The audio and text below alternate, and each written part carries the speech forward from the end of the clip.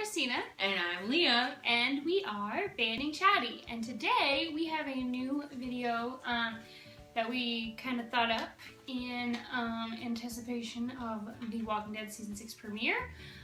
So we have a new segment that we're going to do hopefully every Sunday after every Walking Dead episode called Dead Reaction.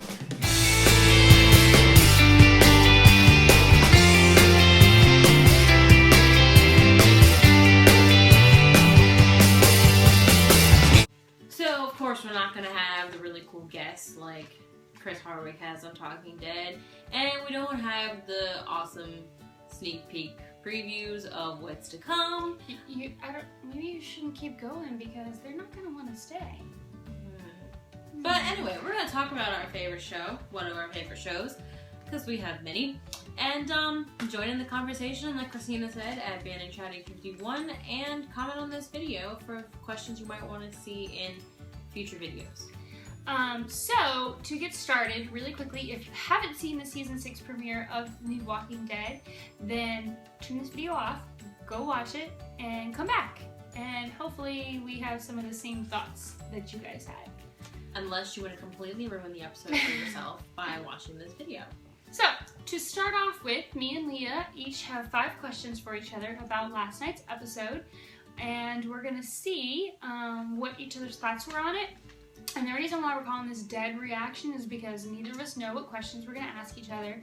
And we just want, like, the first thing that pops into our head, we're going to say it. It's going to be our Dead Reaction. So, first question, I'll hand it over to you. You can ask your first question, Leah. So, saddest moment of this episode. Saddest moment of the episode. I think it's when Rick realizes that there's nothing he can do to save Carter. And then, like, the moment he gets bit in the face, and then it's just like, yep, I can't do anything. And then he has to kill him. Yeah, I think he had mixed feelings about that. Yeah. Like, I don't know, like, Rick's a good guy, so he knew he was kind of like a liability having him in the group, I think. And which, like, he had that conversation with Morgan earlier in the episode with the flashback. Right. Which, by the way, black and white and color was super awesome because it really felt like you were reading the comic book. Anyway, next question for Leah is... Like, can we say out? Oh, yeah, go ahead. Yeah, what was your saddest moment? Well, I agree with that, but also another sad moment for me was when Tara finally wakes up and realizes that Noah is gone. She didn't know. That was so sad. Like her little thing with Eugene, and Eugene kind of like, you know, creepy eyes on her, and then she mentioned Noah because she had no idea. That was sad. Yeah, I think that was really sad too. Alright, favorite zombie death? Favorite zombie death? I'd have to say when Rick and Morgan are up on the cliff and they see Ron and they go to save him because he's out roaming around and has no idea what he's doing, and they totally like push him out of the way, zombies fall down the cliff, and then Morgan takes care of the last one. Yeah, that was pretty epic. I would have to agree with that. I don't think there's anything that was like, well, actually, when the zombie, like, it's nobody killing the zombie, when the zombie ran into that, like, fence they put up, and it was just like, whoosh, and you were like, oh, you killed yourself, cool. So it was like, it was pretty epic death, even though he didn't get killed by anybody. Yeah. Kind of like, yeah, zombie suicide. I'm tired of being a zombie. I don't want to be a zombie anymore. Okay. Favorite line from the episode. Oh gosh. And there were so many. This episode had the best comedy that was like stuck in under all the like serious stuff. My favorite would have to be when Morgan was like, oh yeah, like Michonne, back when we were back there and you came in, did you steal one of my protein bars? And she was like, no. And you like, always think you have another You always think you have another peanut butter one. Yeah, that was pretty funny. Yeah, I think that was the funniest. Yeah, there's a lot of good ones, but that is definitely top. I like when Eugene was all like, "Oh yeah, strong hair game too, bro." Like just out of nowhere meets this dude. Like, oh, we're like the same. I think he's like coming out of his shell now, and like that was his way of being like, "What's up, bro?" And like strong hair game. But he's still so awkward. Right. Like, and to be honest, whenever Eugene's face pops up on the screen, I can't help but like laugh, smirk or chuckle or laugh. But I think that's like he's a great actor. Like he does a great job. I think it's his character. Like he adds the comedy to the show. Because without him, it'd be like so dark. I think those are definitely two of the funny lines from the episode. But make sure, I mean, like hopefully you checked it out already. But yeah, hopefully you're not behind. There's a lot of them. All right. Who out of Rick, Eugene, Heath, Carl, and Abraham has the best hair game?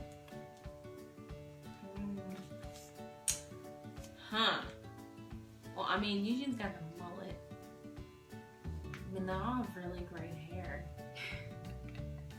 Do you count the beard as a hair? Because, like, Rick's beard is gone. I know. But I'm totally team Rick. Yeah. Totally. Just all the way. Like, and by the way, Rick is definitely the manliest. I don't care what anybody says. He is... pretty awesome. Okay, so what did you think of the scene when Rick walked in on Carter pointing the gun at Eugene? Holy cow! Okay, so my first thought was like, something bad is gonna happen because Rick was just like, hey, like, that's my person. You have a gun aimed at my person. And then he was like, I don't know, like, I thought it was like the most epic scene from the episode. Like, I think it had like, I don't know, like, it was funny because you had Eugene just being like, hi, no, I didn't hear you, didn't, and then, like, Rick's like, wow, psh, knocks Carter on his butt. Pretty awesome. Yeah. I thought it was, like, the best scene of the whole I mean, Carter might have known what he was doing in Alexandria, and he might have been, like, top dog there, but Rick's been through some crap, and... I don't know, I wouldn't want to mess with Rick Grimes. I would definitely want to be on Team Rick because I've seen what happens when you're on the other side of Team Rick. And, I mean, besides, why wouldn't you want to be on Team Rick? I mean, have you seen him? Oh, is that my turn? Your turn. Okay. Who do you think is blowing the horn? That is a great question, Christina. It is. One that I was about to ask you. Wow. This next turn. Huh. I don't know. I kind of had mixed feelings about it. So we can say our answers on the count of 3 then. Because we have the same question. And see. Alright, ready? I don't know, though. I'm kind of on the fence. Okay. Well, like, I feel like it could be Ron because he's just, like, mad at Rick. But then I'm like, why would he do that? Because he's not ready. Everything. Where he lives, too. So I almost think it's the wolves. The wolves definitely. Because they're like always in the background, like lurking, and they, I don't know, they're there. At first, when I first saw the episode, I immediately thought of Ron. Yeah. But then I kind of thought it through more, and the wolves definitely started making more sense. But like you said, they're kind of in the background, they're kind of a threat, they're kind of there. So I feel like it's kind of boring them back. You don't always see them right away. Right. Like they're hidden, and they had those pictures in the season finale of the last so they know where they're at. They know where they're located. They know what it all looks like. They know certain people that are there. So yeah, it'll be interesting to see next week. What did you think when Morgan approaches Carol and was like, hey, so you're a police officer too? Like, you're pretty observant. Like, it really brought into like do you remember the scene in the season finale? Well, I think it's the season finale. Yeah, where he's sitting there and he's drinking his soup and he's getting ready, and then the wolf guy walks up and sits down, and then he ends up like he knows what's gonna happen, and he knew that guy was behind him, and he couldn't even see him, and so like I think he's just like a very observant person, and because he's been alone like by himself, like I don't know, like he just really knows how to like read people, and like I don't know, he just like I don't know, like he saw something in her because he was watching her. Like he's watching everyone. He's not just there like, okay, I'm happy now. At first, like, when Carol first came on the scene in the series, at first was kind of like oh man, she's kind of like, you know, weak. She's probably gonna die pretty soon. Like, she'll probably be the next one. But she's really evolved as a character and as somebody in this, you know, apocalypse kind of world. And she's done really good at playing Susie Homemaker. Like, I think, yeah. It'd be interesting to see when she finds to come out of her shell and out of her little Susie Homemaker act. Yeah. Like, what's gonna bring her out of that, and what everybody reaction from Alexandria will be, because her group knows what she's really like and what she's capable of, but these other people think she makes cookies and casseroles and except for Pete, but Pete's dead, so right. All right. Well, I have one more question. So, what was your favorite moment? Like, sentimental moment? Was it like a kick butt moment? There's so like, my favorite moment, because it was just wonderful, was when Rick and Morgan are talking and Rick is holding Judith. Anytime Rick is holding Judith, it's great. Woo! Anyway, and then he hands Judith off to Morgan. That is such and a then sweet Judith's moment. just kind of like looking at them both, like Judith is gonna be like the perfect person. Like, she's gonna be so awesome when she's old enough. Like, I feel like she's gonna be like 3 years old, and they're gonna be like, "Okay, hon, let's go show you how to shoot a gun." And like that's a great moment. Yes, yeah, I have to agree. That's like the top best moment. One odd moment in the episode was when Abraham and Sasha were in the car. I don't know what Abraham was really talking about, but he was going off about some crazy stuff, and that was a cool scene when Abraham's like, "Oh no, some of these are going off the trail. Hold on, don't worry, I'll catch up. Let me take care of it." Goes and does some saying, and right back in. Like, as Christina mentioned, we've seen a new character in the show last night. Heath, who's actually from the comic book, which they made him look almost exactly like the guy in the comic book. Pretty awesome. Yeah. So, and then we also saw the other two new characters that came along with Heath. So, yeah. So, a total of 3 new characters, plus Carter, but he's dead, so... Carter kind of came and went, but if you saw him on Talking Dead, he was totally happy just to be in that one episode and be on the couch, and yeah, that would be really awesome. Just to be in one episode and be on the couch. That'd be really cool.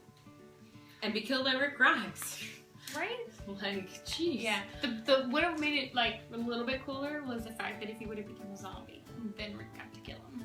Right. Like, to be zombified. Hopefully you guys enjoyed it, and you can chat along with us. You can either comment below or follow us on Twitter at BandyChatty51, and make sure you hashtag dead reaction. Yes, hashtag dead reaction. Comment or tweet. That way we can keep up with it and hopefully put some of your guys' questions in the video. Of course, subscribe and like for more videos. So that's it for a Dead Reaction. We hope you guys enjoyed, and we will see you next week with another Dead Reaction. For Bandy Chatty Dead Reaction, I'm Christina. And I'm Leah. And remember, keep chatting and watching The Walking Dead on AMC. Bye!